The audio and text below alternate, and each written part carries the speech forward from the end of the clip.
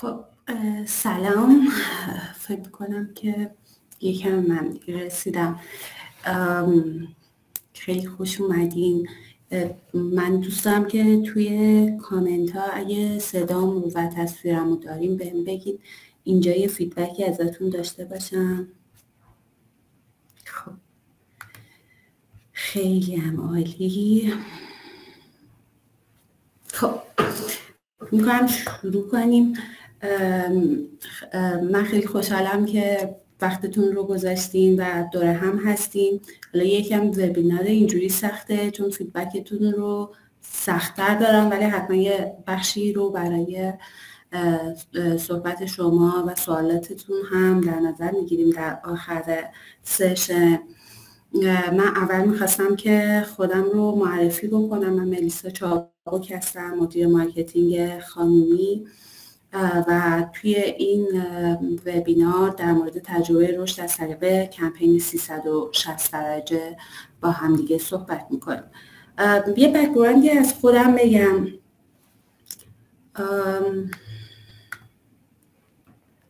من توی دانشگاه تهران هنر زیبا طراحی صنعتی خوندم. بعد چون خیلی تبلیغات رو دوست داشتم، حالا این شانس رو هم داشتم که خیلی اتفاقی با آژانس تبلیغاتی داروگ آشنا شدم و شانس بزرگم این بود که اولین تجربه کاریم توی بزرگترین آژانس تبلیغاتی ایران توی اون زمان اتفاق افتاد و من به عنوان کپی رایتر جوین شدم و 3 سال و 4 ماه اونجا بودم. حالا تجربه توی آژانس کار کردم برای هر مارکتری خیلی خیلی جذابه، مخصوصا سالهای گذشته که خیلی بازار تبلیغات توی ایران داغ بود.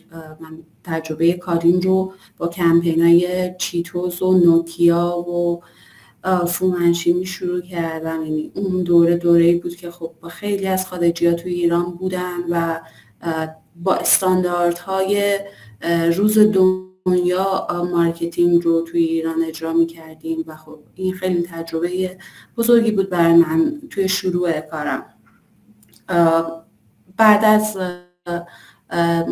چند سالی که توی داروگ بودم به مجموعه رهنما جوین شدم. باز اون دوره‌ای بود که شروع اکوسیستم استارتاپی ایران بود و رهنما به عنوان یکی از سرمایه‌گذارهای اصلی این اکوسیستم داشت در واقع شکل میداد اکوسیستم رو و این هم اتفاق ویژه‌ای بود توی مسیر شغلیم، به خاطر اینکه تونستم توی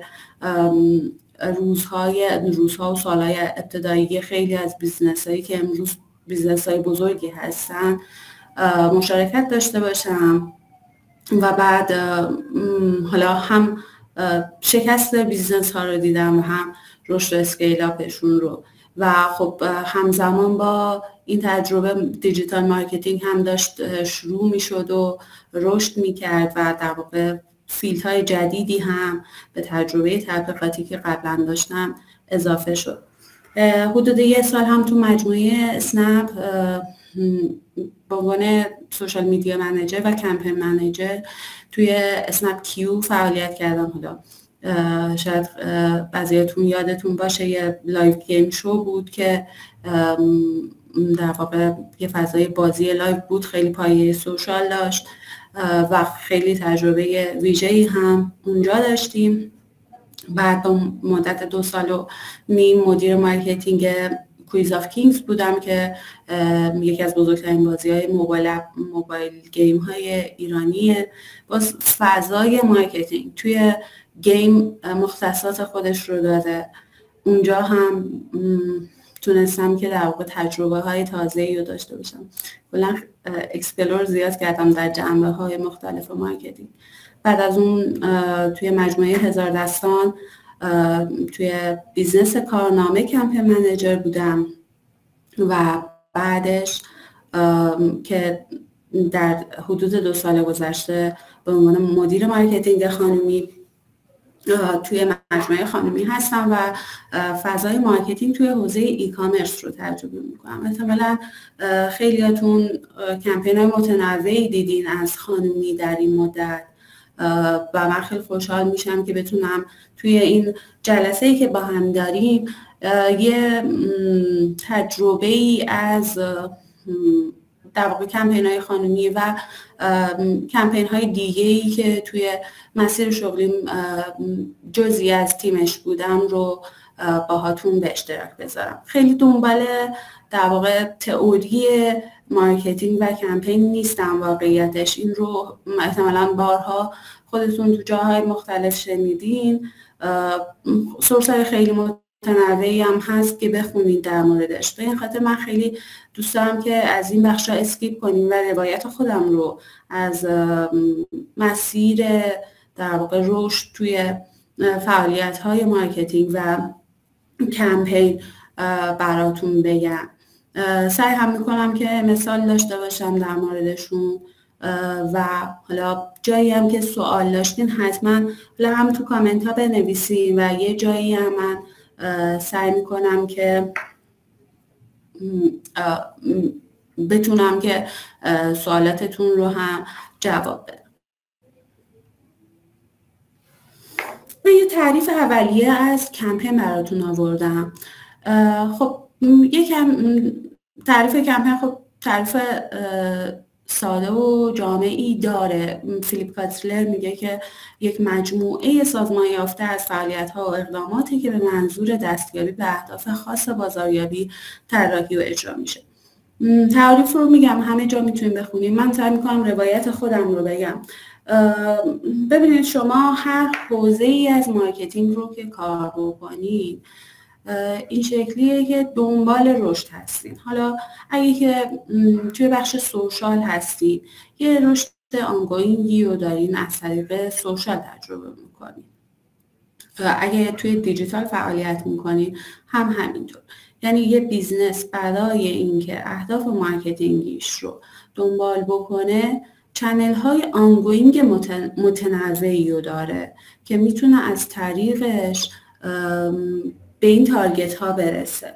حالا بنا به اینکه بیزنس چه بیزنسی ممکنه این چنل آنگوینگ قوت یا ضعف داشته باشه. مثلا توی مجموعه‌ای مثلا اسنپ گروسری چنل ECRM چنل مهمی برای بیزنس. همتون تجربه کردیم دیگه توی جرنی‌های ECRM مجموعه اسنپ بودین و از طریق کال تو اکشن هایی که توی این SMS ها دریافت میکنین اوردر ثبت کردین و در واقع از اون ورش مارکترش در واقع تونسته شما رو کانورت بکنه به خریدار، یا سبد خریدتون رو بزرگ کرده باشه یا فریکونسی خریدتون رو بالا برده باشه. اهداف مختلفی میتونه داشته باشه.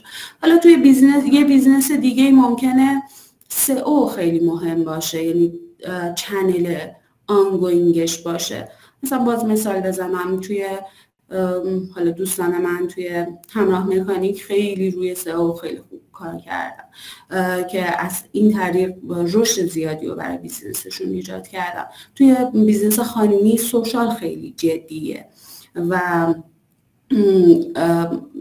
کامیونیکیشن اصلی خانومی با مخاطبانشون از طریق سوشال اتفاق میفته. پس هر بیزنسی بنا به مختصات خودش یه سری چنل آنگوینگ داره و از طریق اونها در واقع دنبال تحقق اهداف حال فروشی یا کامیونیکیشن میشه. اما کمپین چی کار میکنه؟ کمپین مجموعه فعالیت هاییه که در یه بازه زمانی مشخص سعی میکنه که همه این چنل ها رو مکسیمایز کنه. هر چنلی که داریم رو سعی میکنیم که از طریق یه ارکستراسیون واحد از کامیونیکیشن غنی‌تر بکنیم و در واقع بتونیم فعالیت‌های منسجمی رو ایجاد بکنیم که اون چنل رشد بیشتری رو داشته باشه. برای مثال وقتی که توی یک کمپین 360 درجه هستید احتمالاً کانورژن کال تو اکشن SMS تون بیشتر از روزهای عادی خواهد شد. کانورژن کمپین CPC تون از زمان آنگوینگتون بیشتر میشه. اینها تأثیریه که کمپین میذاره. این خیلی روایت ساده ای از یک کمپینه. یعنی هر بار که خواستیم تعریف بکنید که چرا داریم کمپین میدیم، این رو تو ذهنتون داشته باشید. من باید یک چنل آنگوینگ داشته باشم که داره X تا نتیجه میده. حالا کمپین قراره که این رو تبدیل به 2x، 3x یا 5x بکنه یا بیشتر. حالا این که اجازه بدید من اسلایدم. حالا انواع کمپین هم وجود داره. حالا من چند تا از در واقع انواع خیلی رایجش رو براتون آوردم.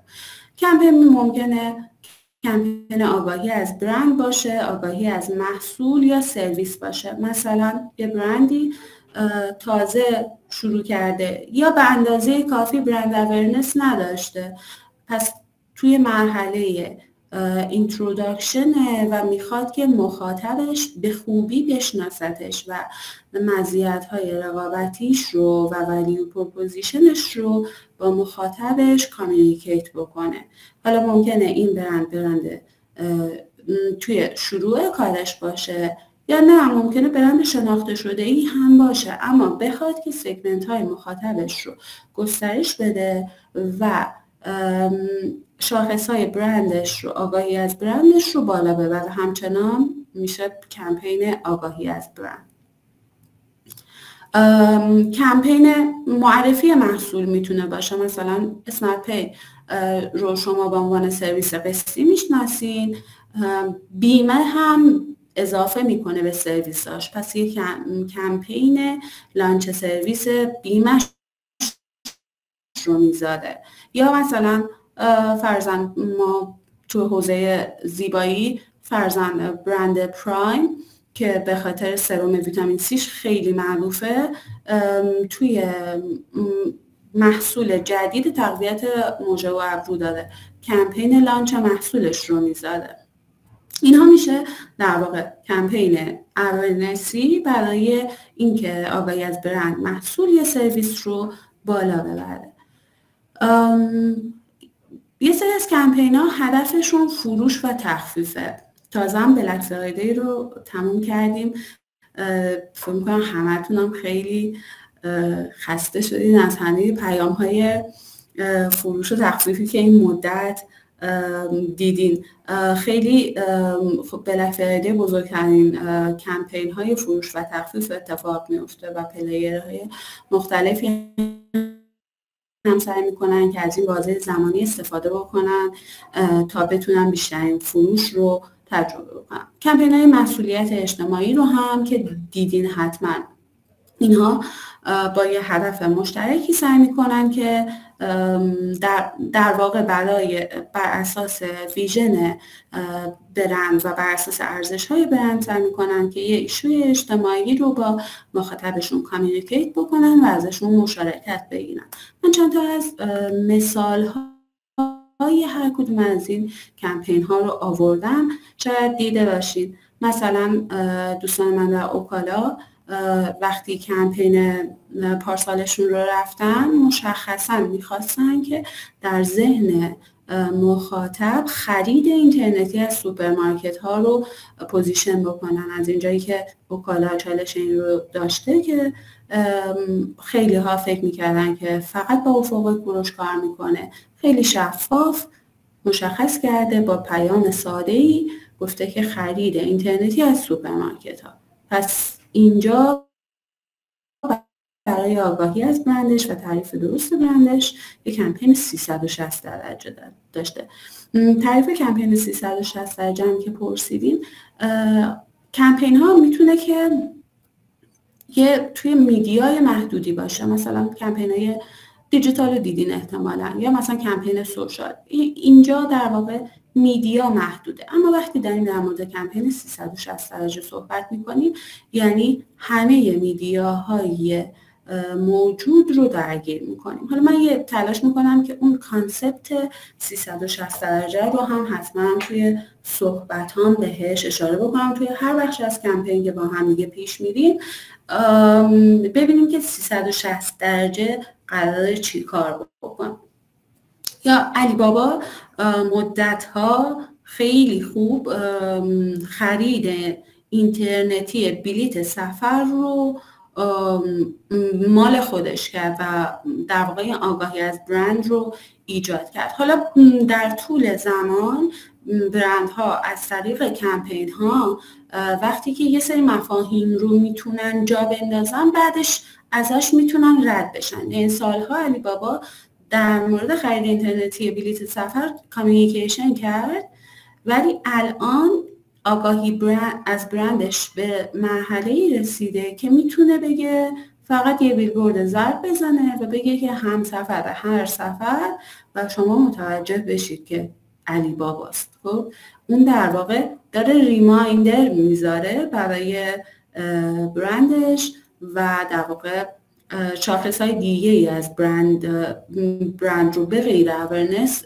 استفاده میکنه. میخواد تاپ آف مایند ایجاد بکنه، یعنی اولین برندی که در حوزه سفر میشناسین علی بابا باشه.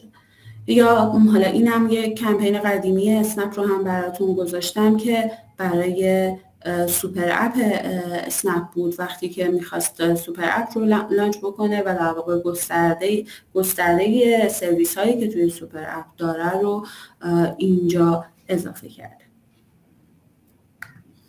توی کمپین های فروش و تخفیف، حالا مثالاش گفتم این مدت توی بلک فرایدی خیلی زیاد دیدید، یا شهر فرش خیلی مدت هاست که داره توی همه میدیاها مشخصا با پیام تخفیف خودش رو پروموت میکنه و سعی میکنه که در واقع اون فروش رو ایجاد بکنه. یه مثالم از خود خانومی آوردم از کمپین تولد ما که یه حراج بزرگ داشتیم. جلوتر باز مثالهای بیشتری هم از در واقع کامیونیکیشن های این کمپین میذارم، یعنی صحبت میکنم راجع. من خیلی دوست داشتم که یکم بیشتر در مورد کمپین بلک فرایدی که تازه تموم کردیم هم حرف بزنم، ولی متاسفانه خیلی شلوغ بود و تازه ما کمپین رو بستیم و فرصت این رو نداشتم که بخشای بیشتری رو براتون بیارم از این کمپین. در مورد مشارکت اجتماعی، خب خیلی از برندها همونطور که گفتم بنا به ارزشی که برای برند خودشون تعریف کردن سعی میکنن که صحبتی غیر از صحبت بیزنس و تجارتشون رو داشته باشن تا در ذهن مخاطبشون بتونن ارتباط عاطفی و ارتباط عمیق‌تری رو هم داشته باشن. حالا این مثال هایی که گذاشتم، یکی کمپین پریل بود که برای زنان سرپرست خانوار انجام داده. ما خودمون توی خانومی هم به خاطر اینکه مخاطب زنان هستن برامون خیلی مهم هست که بتونیم یک بخشی از کامیونیکیشن های برندمون رو در مورد دغدغه زنان بدونیم. به خاطر همین ایونت های مثل 8 مارس که روز زنه، یا روز آگاهی از خشونت علیه زنان، یا ماه اکتبر که آگاهی از پیشگیری از سرطان پستانه، برامون خیلی مهمه. سعی می‌کنیم از طریق محتوا بتونیم یه آگاهی بخشی داشته باشیم. در مورد اهداف کمپین، اول در واقع وقتی که کمپین رو داریم بهش فکر میکنیم باید در واقع در نظر بگیریم که اصلا من چرا قراره که کمپین برم. کمپین کار سختی، قراره که ریسورس زیادی بذاریم، قراره که کار اجرایی زیادی رو داشته باشیم و از اون ور بودجه زیادی رو خرج بکنیم. پس خیلی مهمه که اهدافش رو دقیق ست کرده باشیم که بعدش هم بتونیم دقیق ارزیابی بکنیم. حالا اهداف کمپین میتونن پرفورمنسی باشن و یا ارتباطی باشن.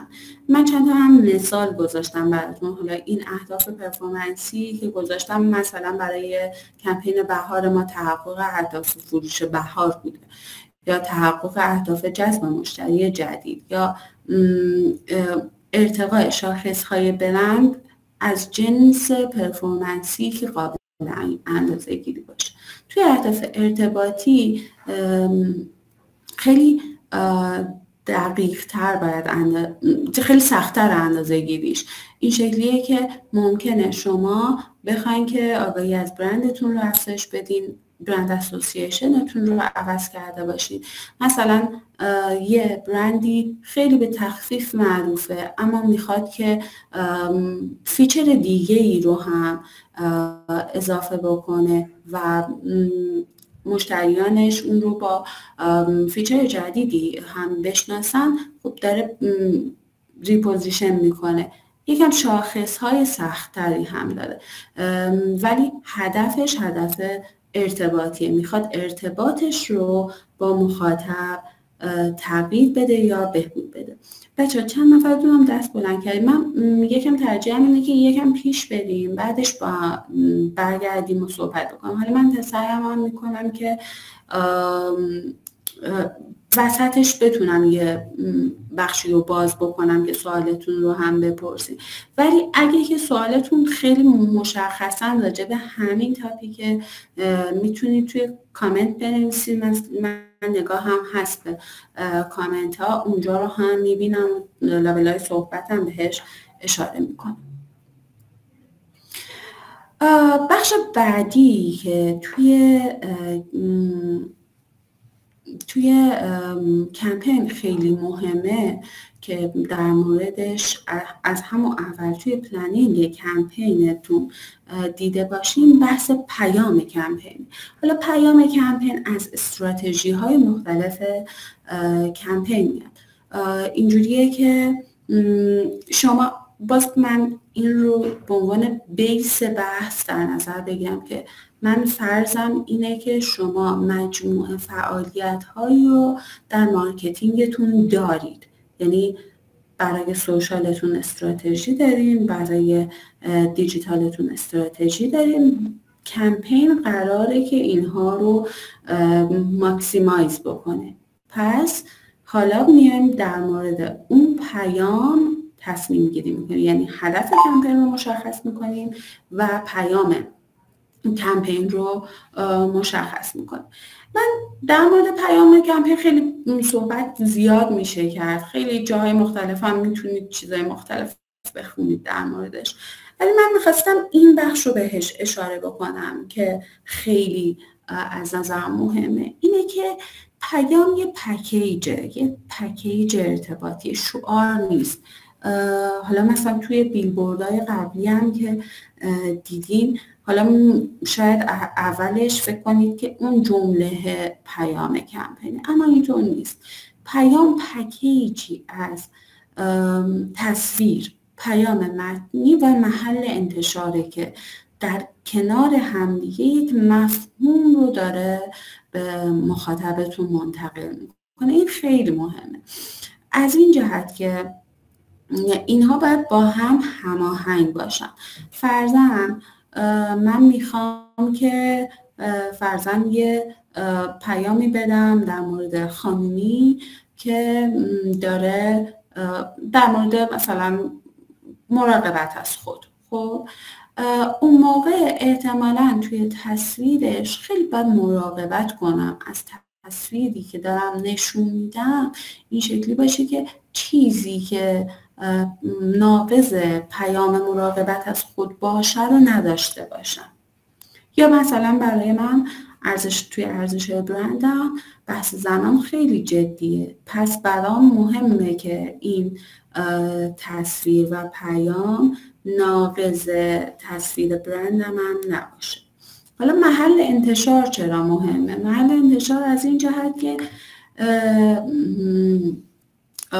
این شکلیه که اینجا هم نمیشه در نظر گرفت که خیلی متناقض باشه با پیام. فرض کنید که برند دورسا که این کالکشن جدید زار رو معرفی کرده که با در واقع رسم قدیمی جنوبی اومده یه کالکشن کانسپتی رو طراحی کرده، کمپین لانچ برگزار میکنه. تصویر مدل هاییه که توی قشم لباس محلی پوشیدن، کیف دورسا دستشونه، داستان زاره. حالا فکر کنید که مثلا محل انتشارش تبلیغش مثلا رو اتوبوس‌های شهری باشه، نمیشه دیگه. فضاش نه به تصویر برند میخوره نه به پیامی که داره میده میخوره. یا مثلا یه کالای لوکس نمیتونه توی کیوسک بوردها باشه، یا مثلا یه پیامی که خیلی در مورد فضای ریلکسینگ باشه، مثلا تشکی که قراره فضای نرم و آرامش رو نشون بده، توی متروی شلوغ شاید خیلی هم خوشایند، خیلی کامل نباشه، مگه اینکه استفاده خلاقانه ای ازش بشه. ایجاد اسلوگان منظورتونه؟ اسلوگان به شعار میگن، به پیام متنی میگن. خب به اون شعاری که شما تهش روی بیلبورد یا روی بنر دیجیتال میبینی میگن اسلوگان. پیام متنی میتونه متنوع تر هم باشه. این ممکنه که یه وقتی توی یک کمپین یک ورژنش رو شما رو بیلبورد ببینید، یه ورژنش رو توی پیامک ببینید، یه ورژن دیگهش رو توی فرزند TVC ببینید.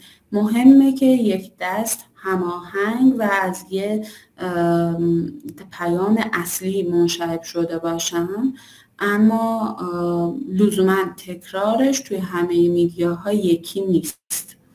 یعنی مثلا بیلبورد خیلی مهمه دیگه، شعارش مثلا 3-4 کلمه بیشتر نباید باشه. تو پیامک بیشتر جا داری، یه توییت بیشتر میتونه جا داشته باشه.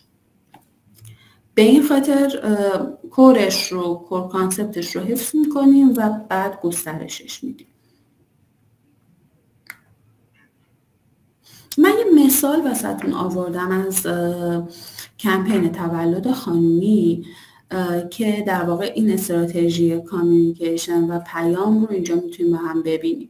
ما توی این کمپین پیاممون رو توی 3 بخش تقسیم کرده بودیم. یکی این که اصلا اعلام کنیم که خانومی 10 ساله شد.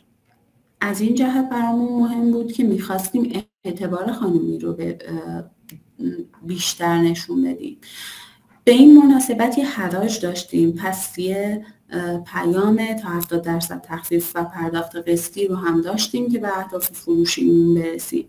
و از اون ور چون توی ای کامرس بحث کالا خیلی مهمه که کالاهایی که داریم رو هم نشون داده باشیم. پس این 3 بخش رو توی پیاممون گنجوندیم و حالا آرتورک ها و پیام های مختلفی که توی این کمپین تولید شد رو هم با هم ببینیم. مثلا شروعش یه آرتورکی بود که یه تم بادکنک صورتی داشت با پیام 10 سال زیبایی در کنار هم، که ما کمپینمون رو با این شروع کردیم از این جهت که میخواستیم که در واقع روی 10 سالگیمون تاکید کرده باشیم. خیلی توی دیزاین دقت شده که خیلی اون تاچ لوگوی خانومی رو داشته باشه تا خیلی اهداف برندینگی این پیام رو تقویت کرده باشه و اون در کنار هم به ما این فرصت رو میداد که مشارکت‌های بیشتری بگیریم و در واقع کمپین رو با برندهای دیگه بتونیم بزرگ کنیم. بخش بعدی که توی پیام کمپین بود اعلام حراج بود که قسمت یعنی فاز دوم کامیونیکیشن میشد تولد خانومی تو هم دعوتی و حراج ویژه که تا 70%. و حالا بخشای دیگه پیام که از 21 خرداد شروع میشد و امکان خرید قسطی با اسنپ پی هم وجود داشت.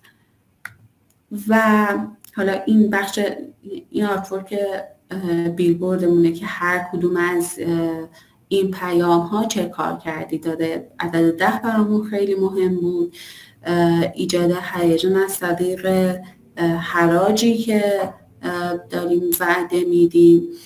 خود لوگوی خانمی خیلی مهم بود که دیده بشه، چون برامون مهم بود که توی این کمپین اعتبار برند رو افزایش بدیم و پرداخت قسطی با اسنپ هم که به عنوان یکی از مزایای خرید از خانمی پروموت میشد. و در فاز سوم معرفی محصولات و برندهای همراه توی تولد که حالا یه سری از محصولات رو هم اضافه کردیم. بچه یه چیزی که خیلی مهمه اینه که پیام کمپین حالت‌ها و ورژن‌های مختلف میتونه داشته باشه، ولی در عین حال همشون یه رنگ و بو داره. حالا تو اون کسی که هنر خونده باشن وحدت در کثرت رو خوب میشناسن. این شکلیه که تو کارهای متنوعی میکنی اما وحدت دارن اینها.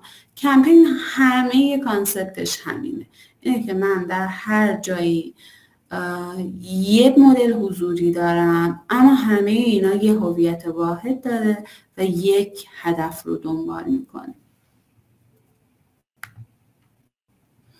بعد حالا پیام رو با هم دیدیم. پیام که در میاد انواع مختلف محتوا رو میگیره.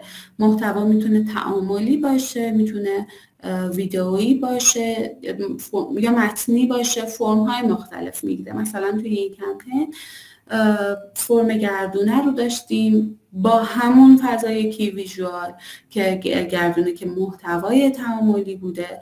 فرصتی هم بود که هم یه سری کد تخفیف هدیه بدیم به مخاطبامون که در واقع انگیجمنتشون رو بیشتر بکنیم و از اون ور برندهای که با ما همراه بودن هم انگار که یک دوره همی و یه مهمونی تولد بود که همه با هم حضور داشتیم و اونها هم به مخاطبانمون هم جایزه میدادن. ویدیوهای مختلفی رو داشتیم باز با همون محتوا. باز پیام رو در یک بار دیدیم. پیام میاد، گفتیم یه پیام متنی داره، یه فضای تصویری داره و یه فضای انتشار داره. مهمه که با هم دیگه مچ باشه. مثلا برای سوشال ویدیو رو انتخاب کردیم، ویدئوی سریالی از تم آماده شدن و رفتن برای جشن تولد که خیلی هم تلاش کردیم که با فضای کمپین و مخاطبانش همسو باشه. یا گفتیم تو فاز سوم پیاممون محصول رو هم داشتیم، پس یه سری هم ویدئوی CGI برای محصولاتمون تولید کردیم. باز همه اینها یه نخ تسبیح داره. این بادکنک هامون همه جا حضور داشت، یعنی در دورترین حالت محتواییمون هم باز ما اون تاچ صورتی و بادکنک های صورتی رو حفظ می‌کردیم که این نخ تسبیح کمپینمون باشه. خب بعد من میخوام راجع به میدیا پلن حرف بزنم، ولی چون چند نفر دست بلند کردیم من گفتم یه 10 دقیقه میتونم فرصت بدم که تا اینجا رو اگه صحبتی راجع به پیام داشتیم حرف بزنیم، بعدش بریم برای اینکه صحبت برای اینکه ادامه بدیم. خب اگه کسی سوالی داره دستشو بلند کنه. من خیلی هم نمیدونم که چطوری باید اینجا اجازه صحبت بدم.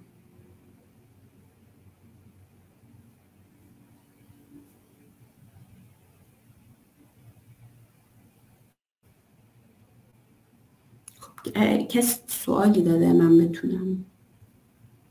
نه دستاتون آوردیم پایین که اوکی. خب پس من ادامه میدم.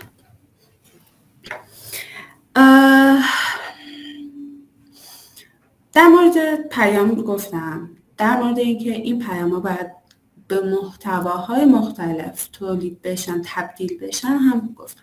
حالا قسمت مهم بعدی میدیاییه که منتشر میکنه. خیلی توی کمپین بحث میدیا پلن مهمه.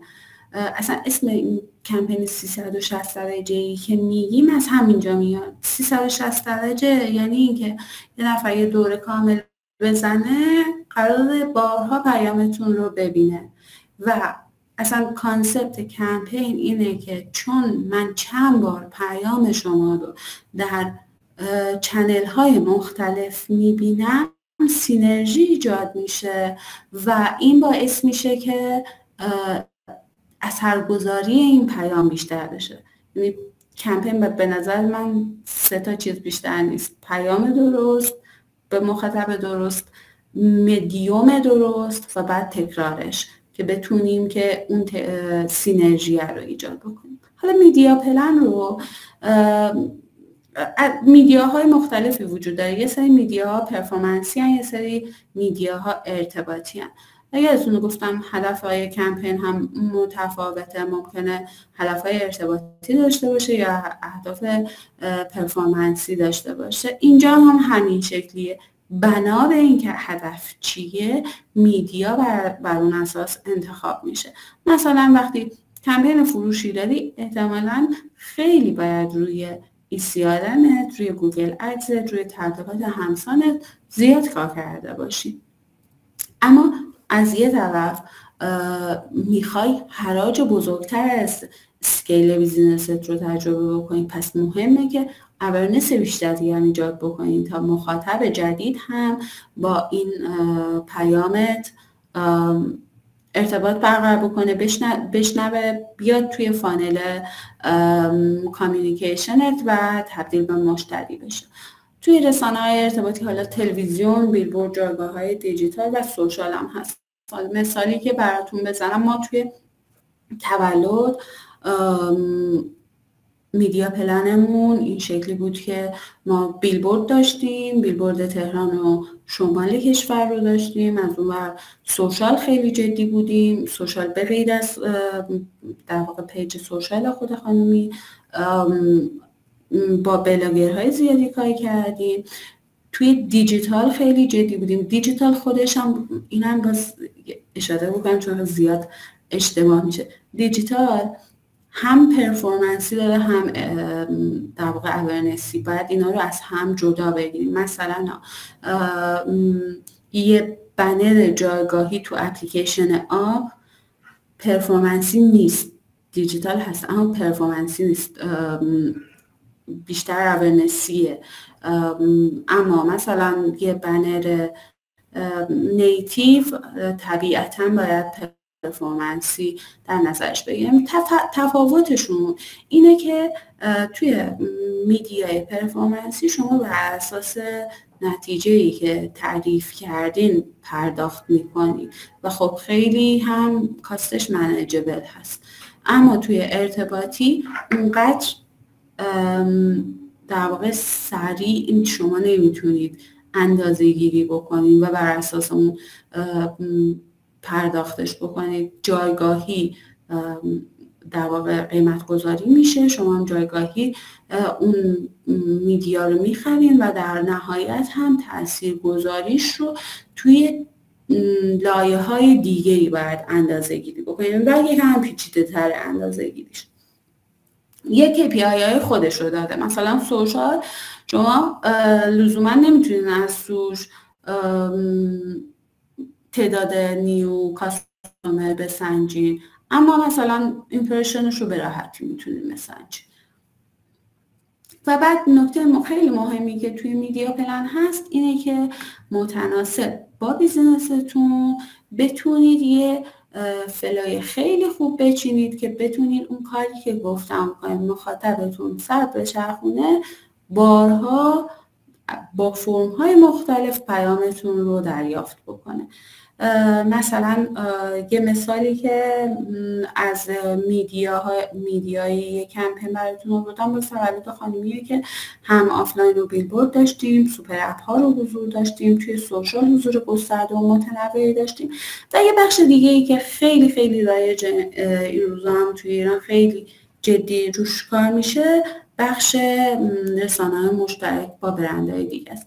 ببین کلاً یه حالت اینه که تو میدیا میگیری و یوزر بیس و در واقع مخاطب رو از چنل‌های تبلیغاتی تاچ میکنی. یه وقتی هست یه برندی که از لحاظ کاراکتر برند، از لحاظ ارزش برند نزدیکتره بهت رو میای پارتنرشیپ تعریف میکنی و از این طریق با یوزر بیس اون هم ارتباط برقرار میکنی. اینجا خیلی جای بزرگی، مثلا تو کمپین خیلی بزرگ که تقریبا داری همه چنل ها رو تاچ میکنی، یه جایی دیگه واقعا جایی نمیمونه بودجت رو بری خرج بکنی. این که بتونی یوزر بیس بیزنس های دیگر رو هم در نظر بگیری مهم میشه.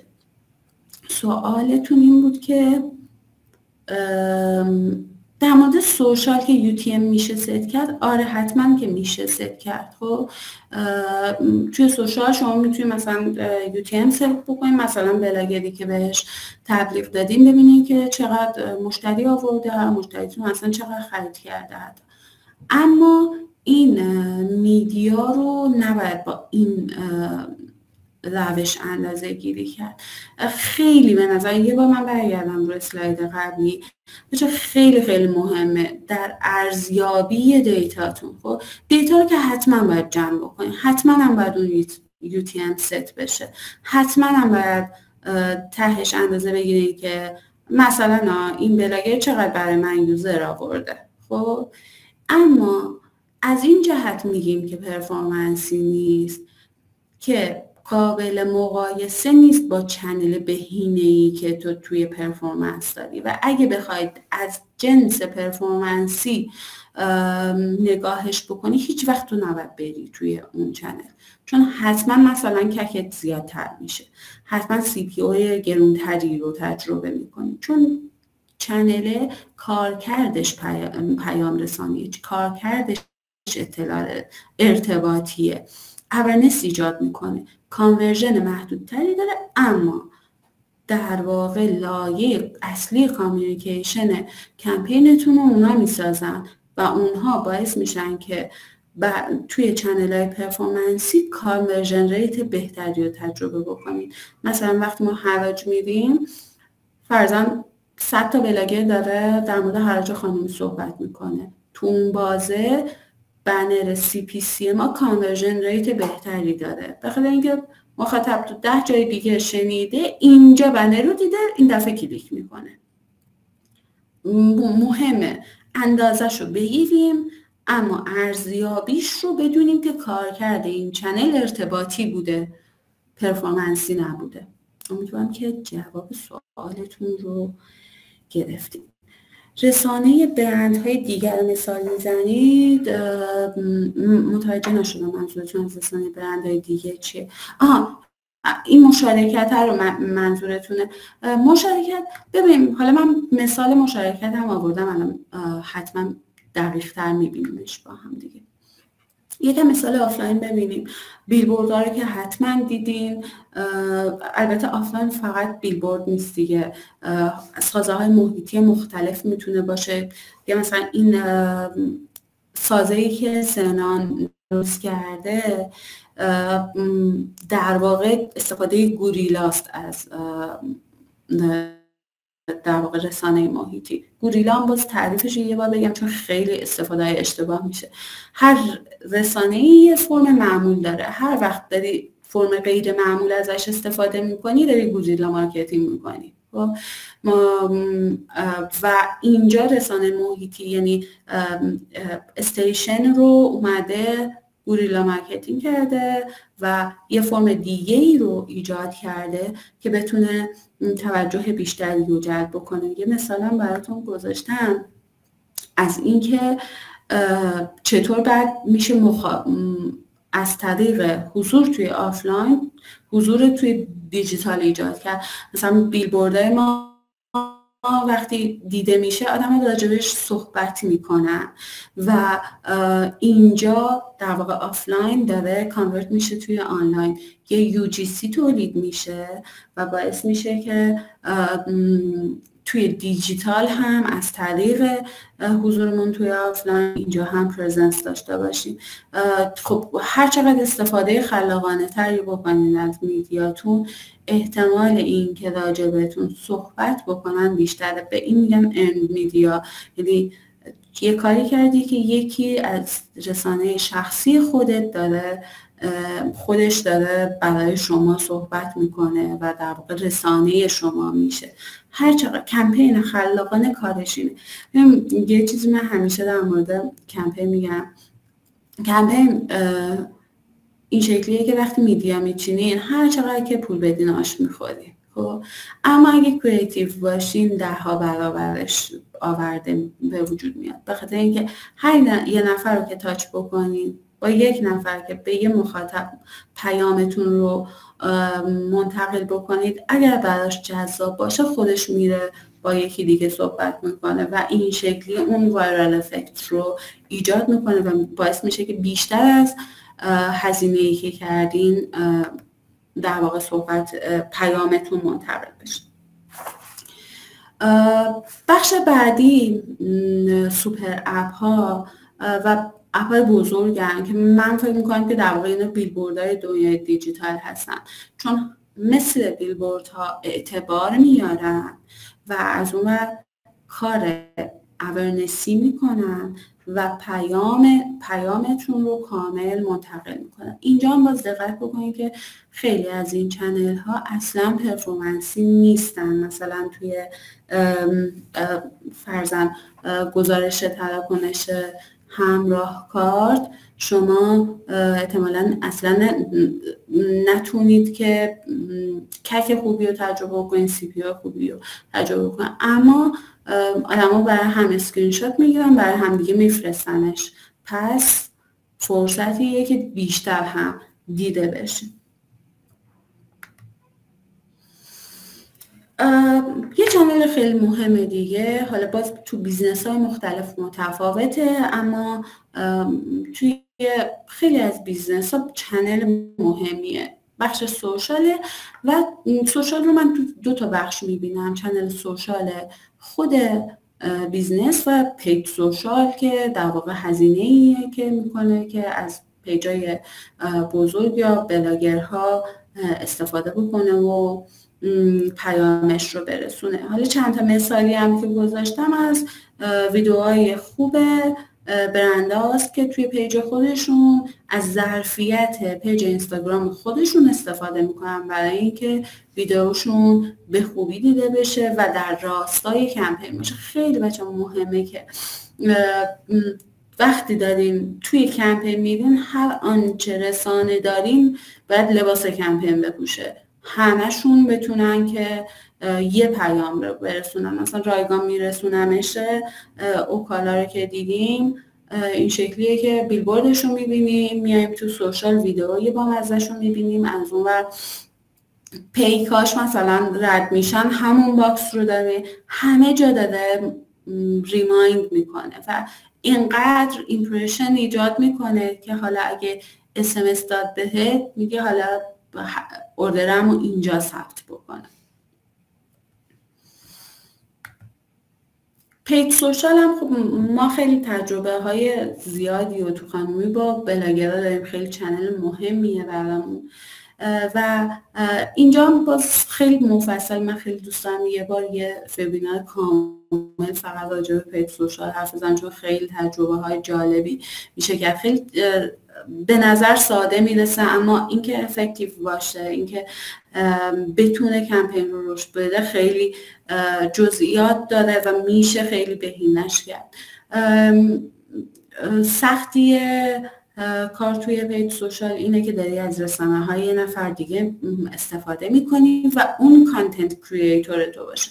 میشه در حالت عادی برای کمپین یه بریفی می‌نویسین، خودتون ویدئو درست میکنین و همه جزئیاتش تحت کنترلتونه. ولی وقتی که دارین پیج سوشال کار میکنین جزئیاتش تحت کنترل شما نیست، چون که رسانه اون بلاگره، مخاطب اون بلاگره و کانتنت رو خودش داره تولید میکنه و باید در عین حال که پیام شما منتقل میشه اون بلاگر هویت خودش رو داشته باشه. این قسمت خیلی مهمه.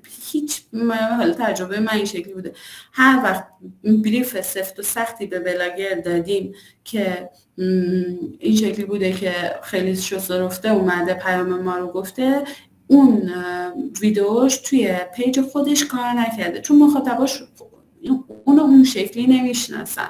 اونو باید همون جور که هست بشناسن و این پیام رو بتونه منتقل بکنه. حالا اون ظرافت این میشه که چطور یه بریفی بنویسی که پیام کمپین به خوبی از طریق ابزارهای مختلف منتقل شده باشه به بلاگر، که با خلاقیت خودش، با شناختی که از مخاطب و صفحش داره، محتوایی رو تولید بکنه که هم برای خودش کار کنه هم برای شما. ما روشمون اینه که همیشه یه سری در واقع عنصر تکرار شونده رو برای بلاگر در نظر میگیریم. ما احتمالاً دیده باشین مثلا ما یه جینگل همیشه توی کمپینامون داریم که همه بلاگرامون توی ویدیوشون میذارن، یه آهنگیه، مثلا توی بلک فرایدیمون یه آهنگ همه دختران منتظرن رو داشتیم که همه بلاگرامون این آهنگ رو میذاشتن و با اون تولید محتوا میکردن، یا یه تمی رو ایجاد میکنن. مثلا تولدمون همه کیک داشتن، همه یه کیکی رو خریده بودن و خودشون هر کی به سلیقه خودش.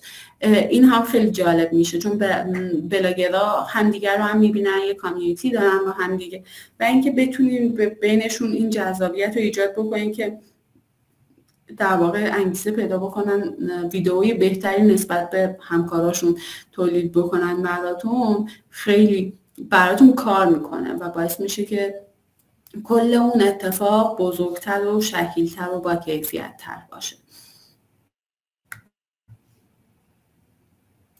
در مورد رسانه‌های برندهای دیگه که پرسیدیم، اینجا چند تا مثال آوردم. مثلا ما توی تولد خانمی که گفتم شعار اولیه‌مون هم زیبایی در کنار 10 سال زیبایی در کنار هم بود، با یه سری از برندها که در واقع میتونستیم یه شیرد کانسپتی رو طراحی بکنیم، یه کار مشترک تعریف کردیم. مثلا سمت چپ رو میبینید ما یه کالکشن طلا با میو گولد داشتیم مخصوص تولد خانمی که توی شعبه‌های آفلاین میو گولد یه بخشی از ویترینش مال خانومی بود، بازکنک ها که کی ویژوال کمپینمون بودن اونجا هم حضور داشتن. اینجا میشه ببین من خودم شعبه فیزیکی ندادم، اما میرم یه پارتنر پیدا میکنم که مغازه داده، اونجا رو هم تبدیلش میکنم به میدیای کمپینم. حالا این آفلاینش رو دیدین، مثلا اون لوگوی کویز آف کینگز که میبینین، کویز آف کینگز خب آواتارش خیلی معروفه و آبیه و یه پسری هم هست. به مناسبت تولد خانومی صورتی شد، دختر شد و یه ایونت بازی چالش کویز آف کوینز گذاشت، یعنی کینگ رو هم تبدیل به کوین کردیم. یا این حالا 2 تا مثال ما بود، ولی خیلی خیلی زیاد اشتراک کمپین وجود داره، مثال‌های زیادی و خودتون الان میتونید ببینید وقتی والکس و دیجیکالا با همدیگه بلک فرایدیشون رو برگزار میکنن. یا مثالی که اینجا گذاشتم یه مثال خارجی، بامبل و پوما با همدیگه یه کمپین مشترک برگزار کردن، چون مثلا الان خیلی این شکلیه که فضای ورزش خودش هم خیلی فضای دیتینگ رو میتونه تقویت بکنه و حالا ایونت مشترک هم داشتن.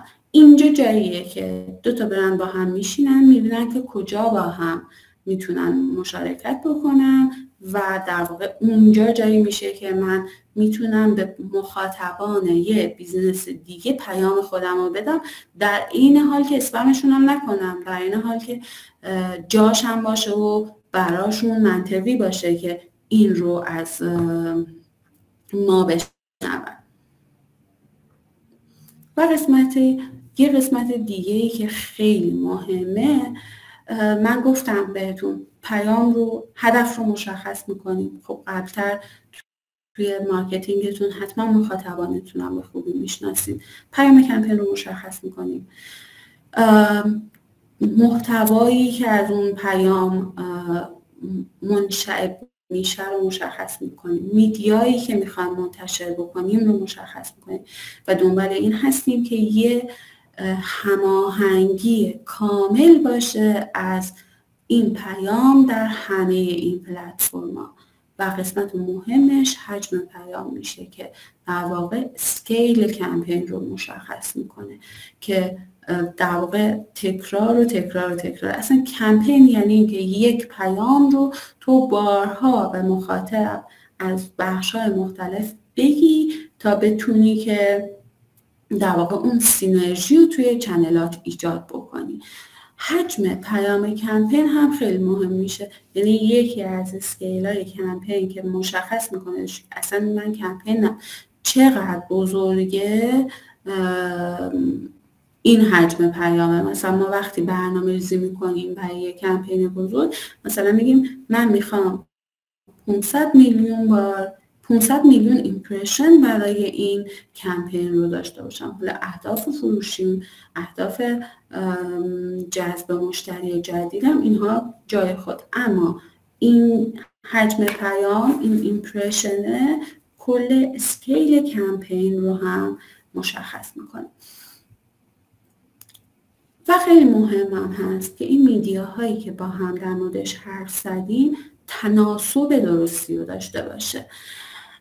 مثلا حالا من یه مثال فرضی آوردم برای اینکه چه بودجه بندی رو میشه داشت.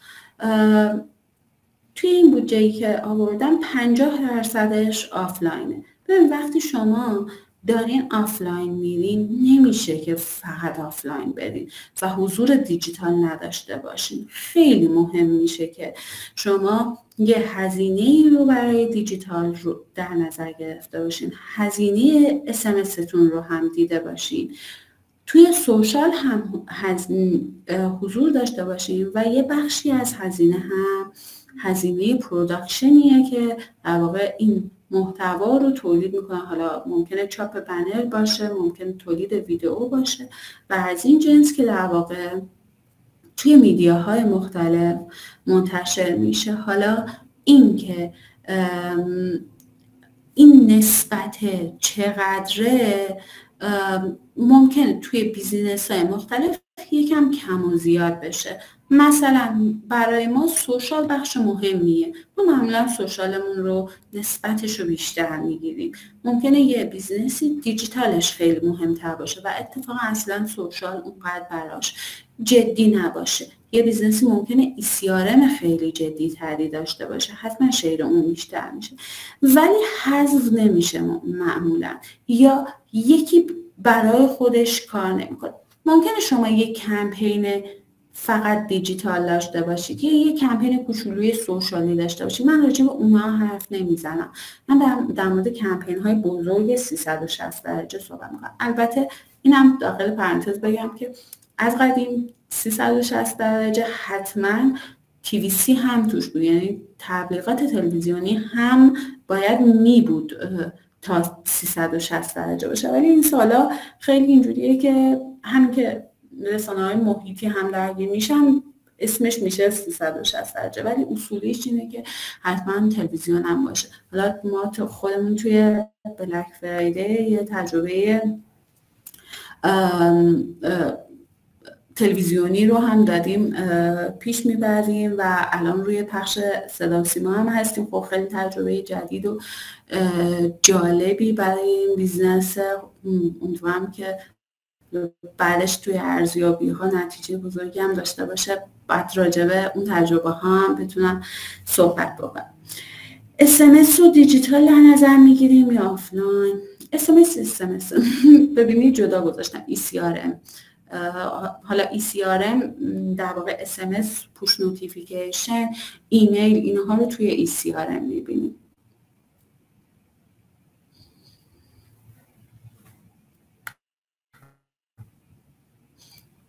و بعد و قسمت آخر هر کمپین که قسمت خیلی خیلی مهمه اینه که نتایج کلیدیتون رو ارزیابی بکنید.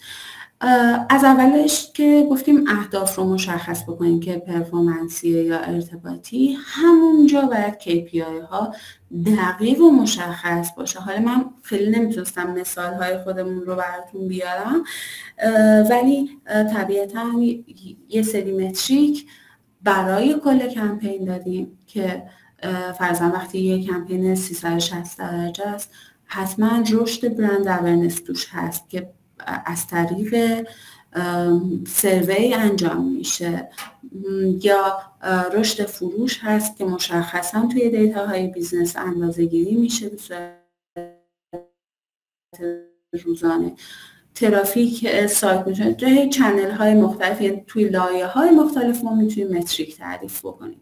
برای هر کدوم از میدیاتون هم جدا متریک تعریف بکنیم و اندازش بگیریم. یعنی یک بار کمپینتون رو کلا باید اهدافش مشخص شده باشه، اندازه‌گیریش، نحوه اندازه‌گیریش مشخص باشه اول کمپین، و بعد آخرش ارزیابیش بکنید و هر کدوم از میدیاها هم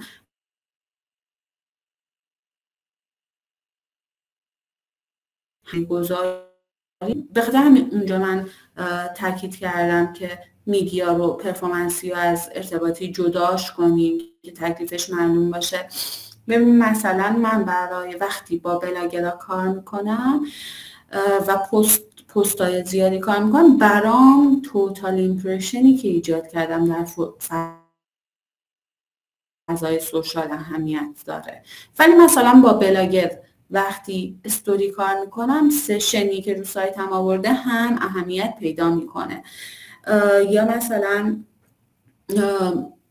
فرضاً وقتی SMS میدم، برام کانورژن لینکی که توی SMS گذاشتم یا تعداد استفاده از ووچری که توی SMS دادم هم اهمیت پیدا میکنه. اما کمپین که وقتی گفتیم یه ارکستراسیونی بود از همه میدیاها با یه پیام مشخص. پس اهداف کمپین باید اون رشد بزرگتر باشه که هر چنل تونسته به غیر از پرفورمنس عادیش، روزای عادیش رشد کرده باشه و تأثیر ملموسش رو ببینه. حالا من یه نتیجه کلیدی که حالا خیلی ابزار دقیقی نیست، اما فکر کنم همه مدیر مارکتینگ ها یه تب باز دارن که گوگل ترند قشنگ میشه در واقع آینه تمام نمای کمپین است. اینجا من مثالی که گذاشتم،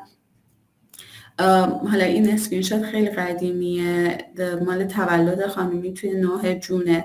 این پیکی که میبینیم پیک کمپینه، پیک کمپین تولده. این پیک بزرگه بلک فرایدی پارساله. یعنی هر بار این بالا پایینا میتونه نشون دهنده این باشه که کجا اون کار کامیونیکیشنی بزرگ اتفاق افتاده و در واقع آدم ها خودشون اومدن. این نکتهش اینه وقتی کار کامیونیکیشنی بزرگ میکنید، مهمترین رشد رو توی چنل ارگانیکتون میبینید و اونجاست که در واقع رشد اصلی رو میتونه بکنید. و قسمت خیلی خیلی مهمش هم این میشه که بعد از این کمپین بزرگ بیسلاین های بیزنستون هم رشد میکنه. یعنی اگه که انتا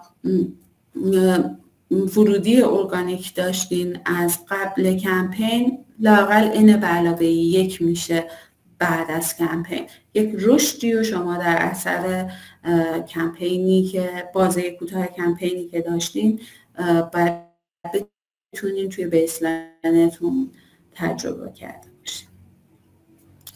خیلی طولانی شد، قبل نیم ساعت هم فرصت باشه که شما صحبتتون رو سوالاتتون رو داشته باشیم. من چیزایی که میخواستم بگم رو سعی کردم که خیلی ساده و بدون جزئیات پیچیدگی های کار صحبت بکنم. هر کدوم از اینها هر بخششون واقعا میشه ساعتها راجبش حرف زد و واقعا این روایت یه روایت ساده کلی بود از این بخش، اما برام مهم بود که اون اینسایت اصلی این که کمپین چطور کار میکنه رو داده باشم و امیدوارم که به خوبی منتقلش کرده باشم این رو، چون فکر میکنم که اون اینسایت رو دادم که بدون هر بیزنسی که باشه میتونه بنا به نیاز اون بیزنسه کمپین رو ایجاد بکنه. توی این سالایی که من یه زمانی پرفروغ‌تر بودن یه زمانی کمتر بودن، این که اون کانسپت رو بدونی باعث میشه که همیشه بنا به ابزارهای موجودت باز هم این رشد رو از طریق کمپین خلق بکن. دیگه من صحبتی ندارم. اگه که شما سوالی دارین من در خدمتتون هستم.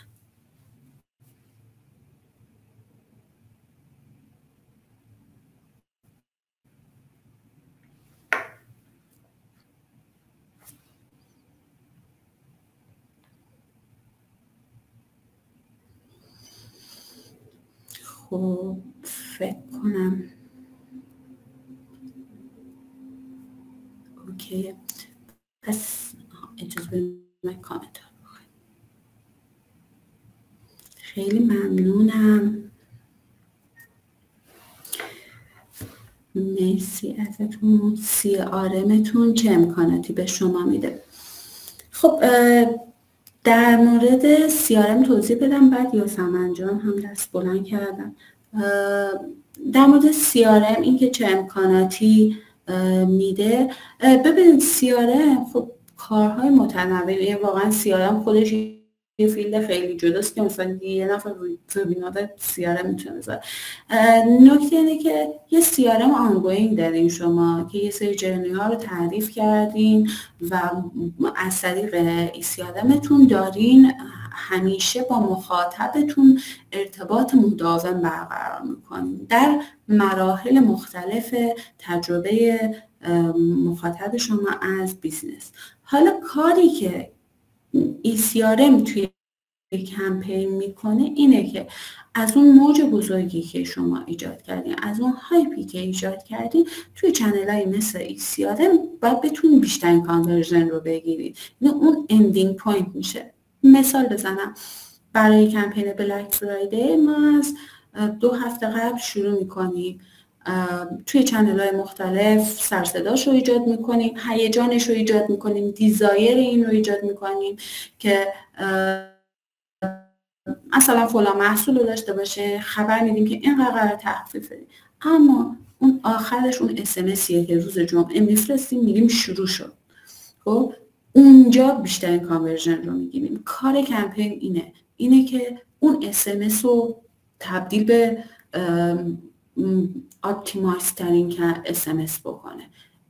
همه این در حالت عادی اون SMS یه بازخوردی داره، اما وقتی تو کمپین رفتی SMS میتونه 10x پرفورم کنه.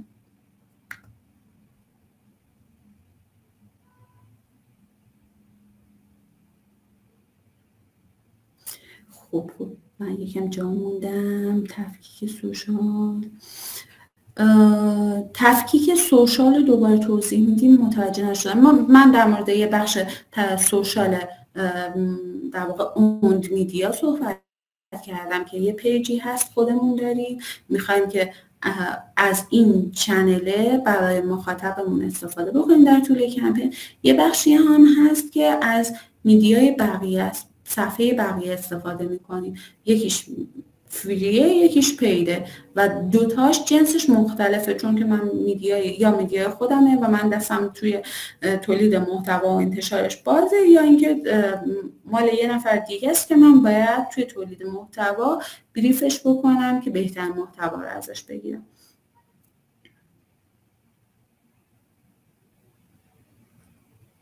برای کسب و کار دیجیتال آفلاین رو هم باید در نظر گرفت.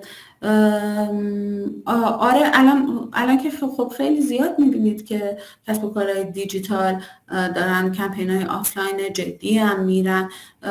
بستگی به استیجی داره که بیزنس توش هست و هدفش از این که داره توی فضای آفلاین میره خیلی مهمه.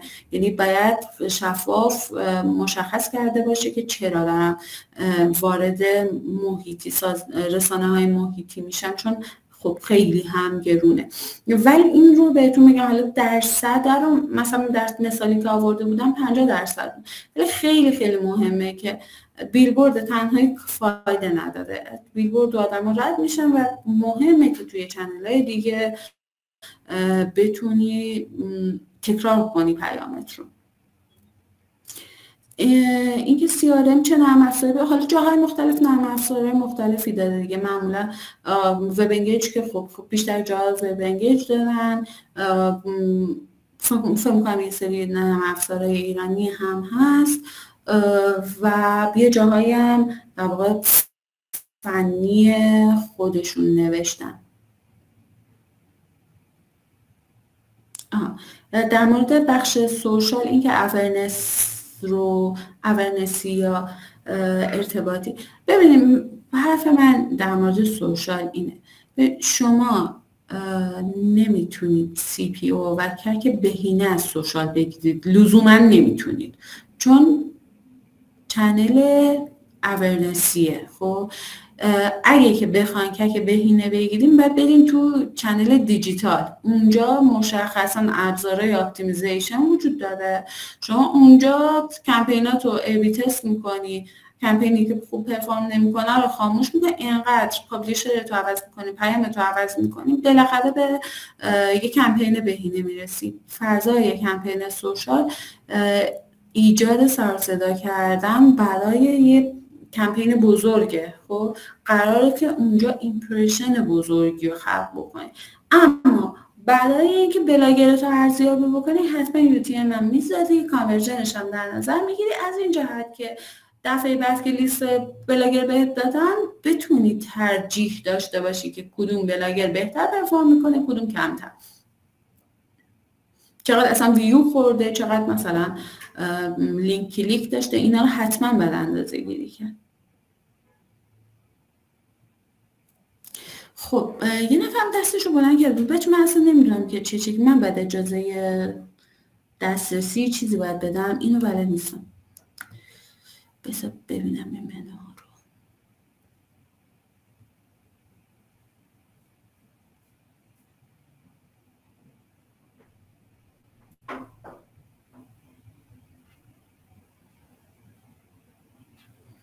دستشون هم دیگه بلند نیست البته.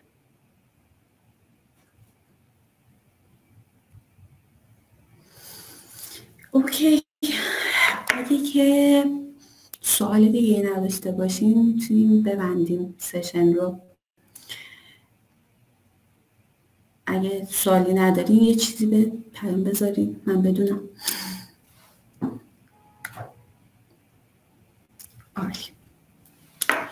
خیلی خوشحال شدم از اینکه فرصتی داشتم که یکم صحبت بکنم. من خیلی آدم چیزیم ترجیح میدم که ارتباط فیس تو فیس باشه و بیشتر و راحت‌تر صحبت بکنیم. خیلی برای من سخت بود که نمیدیدمتون و یا نمیتونستم ریاکشنتون رو ببینم یا فضا یه طرفه شد. انشالله فرصت‌های دیگه‌ای باشه که دو طرفه تر با هم دیگه صحبت بکنیم. برای من خیلی خوشحال کننده است که بتونم که حالا هر تجربه‌ای که داشتم، لااقل خاطراتی که در مارکتینگ ایران داشتم رو برای شما بگم و امیدوارم که وقتی که گذاشتین ازش براتون مفید بوده باشه، یه جرقه‌ای، یه نکته‌ای داشته باشه که تو کارتون به دردتون بخوره. در مورد راه ارتباطی، من توی لینکدین هستم. حالا خیلی کلاً فعال نیستم توی لینکدین، ولی حتما اگه اونجا پیام بدین میبینم و در خدمتتون هستم. اسممو سرچ کنین توی لینکدین میبینید دیگه، ملیسا چوپان.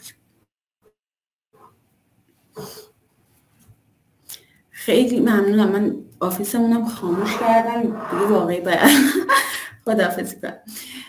خیلی خوشحال شدم از اینکه در کنارتون بودم. خیلی ممنون. روز خوبی داشته باشین همگی. شب خوبی داشته باشین همگی. خدا نگهدار.